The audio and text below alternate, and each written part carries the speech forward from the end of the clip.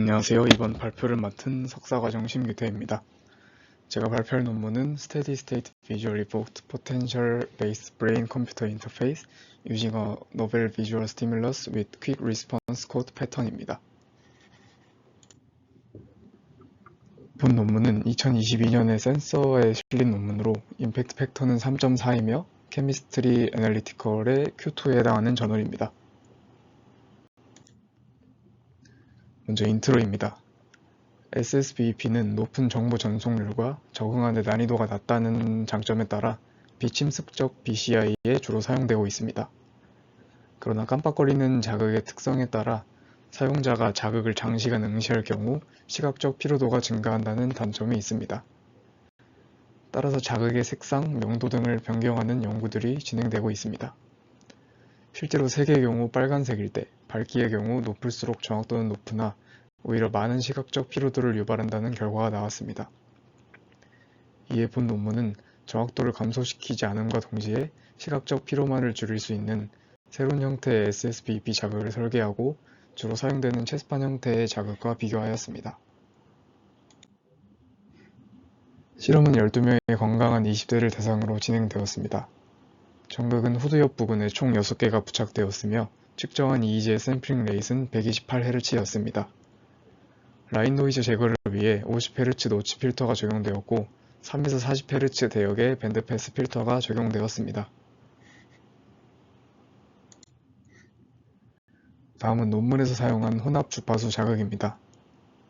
일반적으로 SSBEP는 그림 A와 같이 체스판 모양의 자극이 동일한 주파수로 색이 반전되는데 본 논문에서는 오른쪽과 같이 두 개의 서로 다른 주파수를 이용하여 흰색 부분은 FHz로 나머지 절반인 검은색 부분은 H1Hz로 색이 반전되는 자극을 사용했습니다.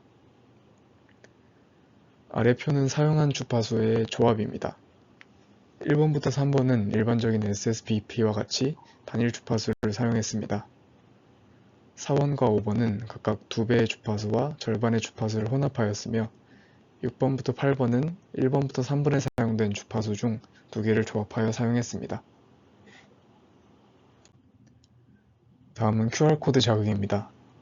랜덤한 위치에 3개의 서로 다른 크기의 정사각형을 배치하였으며 사각형만 깜빡이고 사각형이 없는 회색 부분은 깜빡이지 않았습니다.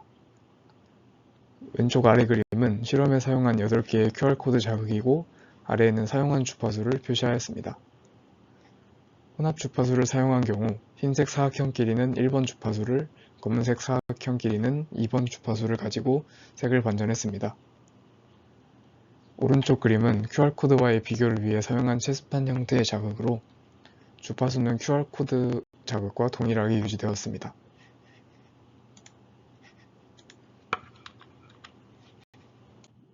SSBEP 분류 방법으로는 PSD와 CCA가 사용되었습니다.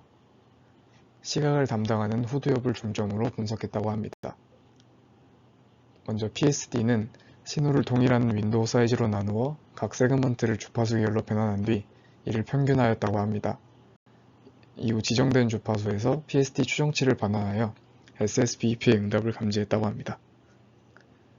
CCA는 저널 미팅에 자주 언급해서 간단히 설명드리면 측정된 신호와 각 자극의 주파수를 가지는 사인파와 비교하여 상관관계가 가장 큰 신호의 주파수를 타겟 자극의 주파수로 정의하는 방식입니다. 실험은 실내 조명 환경의 조용한 방에서 수행되었습니다. 참가자는 먼저 QR코드 자극에 대해 5초의 응시, 5초의 휴식을 20번 반복했습니다. 20번 반복이 끝나고 다음 자극을 응시하기 전에 5분의 휴식이 제공되었습니다. 8개의 모든 자극의 응시가 끝난 후 10분의 휴식을 취한 뒤에 체스판 형태의 자극에 대해 동일한 패러다임이 적용되었습니다. 논문에서 QR코드와 체스판 형태의 시각적 피로도 또한 조사했기 때문에 절반의 피험자는 체스판 형태를 이용한 세션을 먼저 진행했다면 좋았을 것 같은데 아쉽게도 12명의 피험자 모두 QR코드 세션을 먼저 진행한 후 체스판 세션을 진행했습니다. 다음은 7Hz와 그 2배인 14Hz를 혼합한 자극을 응시했을 때의 토프맵입니다. 위에는 체스판 형태의 자극을, 아래는 QR코드를 응시했을 때의 결과입니다. 체스판을 사용할 때는 7Hz에서만 후두엽에서 큰 반응이 보이고 하모닉 성분인 14, 21Hz에서는 두드러지지 않는 결과가 나왔지만 QR코드를 사용했을 때는 7, 14, 21Hz에서 더 큰 반응이 보이는 것을 확인할 수 있습니다. 다음은 13Hz와 그 절반인 6.5Hz를 혼합한 자극을 응시했을 때의 토포맵입니다. 먼저 체스판을 사용한 경우 자극이 6.5Hz를 혼합했음에도 6.5Hz에서 가장 약한 반응을 보이고 사용한 두 주파수의 하모닉 성분인 26Hz에서 가장 강한 반응을 보였습니다. QR코드를 사용했을 때는 이전 슬라이드와 마찬가지로 후드웹에서 높은 반응이 도출되었습니다. 다음은 데이터 길이에 따른 평균 정확도 결과입니다. 이때 정확도는 PSD와 CCA 방식을 사용한 결과를 모두 평균하였다고 합니다. 4초까지는 체스판과 QR코드 모두 데이터 길이가 증가할수록 정확도가 증가했지만 데이터 길이가 5초일 때는 감소한 것을 확인할 수 있습니다. 이는 SSBP의 특성상 자극을 오랜 시간 응시할 경우 눈의 피로도가 증가하기 때문으로 해석할 수 있습니다. 다음은 SSBP 분류 방식에 따른 정확도 차이입니다.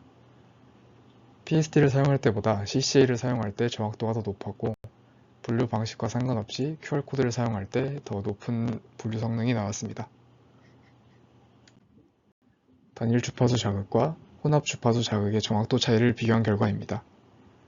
이때 혼합 주파수는 하모닉 성분과 혼합한 자극만을 사용했다고 합니다. 분류 방법에 대해 비교했을 때와 마찬가지로 QR코드를 사용했을 때의 정확도가 체스판 형태를 사용할 때의 정확도보다 통계적으로 높았습니다. 또한 혼합 주파수를 사용할 경우 단일 주파수를 사용할 때보다 정확도가 높았습니다. 다음은 8개의 자극에 대한 평균 정확도입니다. 자극 번호 옆에 십자 표시가 있는데 표시가 하나만 있는 자극은 2배 또는 절반인 주파수를 혼합하여 사용한 자극을 의미하고 2개는 정수배가 아닌 주파수를 혼합한 자극, 그리고 표시가 없는 자극은 단일 주파수를 이용했음을 의미합니다. 13Hz와 그 절반의 주파수를 혼합했을 때 가장 높은 정확도가 나온 반면 7Hz와 그 2배의 주파수를 혼합했을 때는 단일 주파수를 제외하면 가장 낮은 정확도가 나왔습니다. 다음은 피험자별 정확도 결과입니다. 체스판 형태의 자극을 사용하고 PSD로 분류했을 때의 정확도가 가장 낮았고 QR코드를 사용하고 CCA로 분류했을 때 정확도가 가장 높았습니다. 실험 후 피험자는 체커보드 패턴과 QR코드의 시각적 피로 유발 정도에 대한 설문을 진행했습니다. 1점부터 5점으로 단계를 나누어 시각적 피로도가 높았을 경우 높은 점수를 응답했습니다. 세로축은 8개의 자극의 번호를 의미하며 1번부터 3번은 단일 주파수, 4번부터 8번은 2개의 주파수를 혼합하여 사용한 자극입니다. 단일 주파수 자극을 사용할 때는 2점 이내로 비교적 시각적 피로도가 적게 유발되었고 혼합 자극일 때 특히 정수배가 아닌 주파수를 혼합한 6, 7, 8번 자극에서 높은 점수가 응답되었습니다. 다른 SSBP 논문들을 보면 정확도가 높으면 대신 피로도 또한 높은 경우가 많았는데 본 논문에서는 QR코드의 정확도가 높았음에도 시각적 피로도 또한 체스판보다 낮은 것을 확인할 수 있었습니다. 본 논문에서 2가지 주파수를 혼합하여 사용한 것이 인상 깊어 발표를 하게 되었습니다.